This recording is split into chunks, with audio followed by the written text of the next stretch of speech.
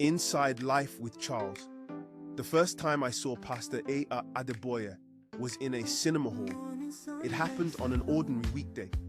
In the middle of a business meeting, a young lady, Wendy Umeadi, handed me a flyer.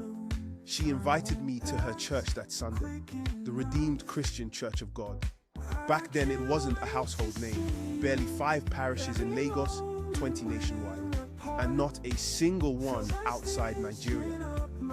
Sunday came and I decided to honor the invitation. The address led me to a pop-up, to a cinema hall called Roxy Cinema.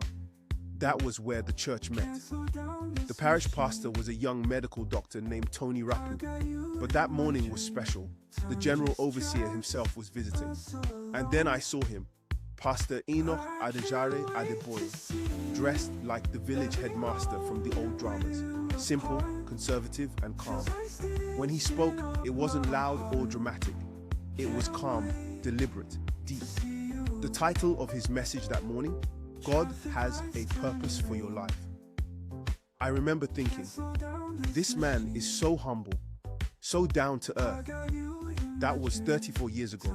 The church that met in a cinema now has over 14,000 parishes in Nigeria and branches in nearly 200 nations.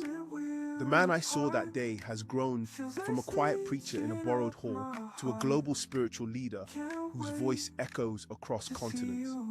Great things often start quietly, in small rooms, in borrowed spaces, in unlikely places.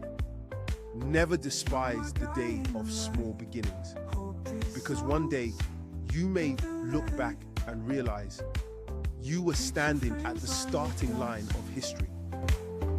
Memories tend to trust.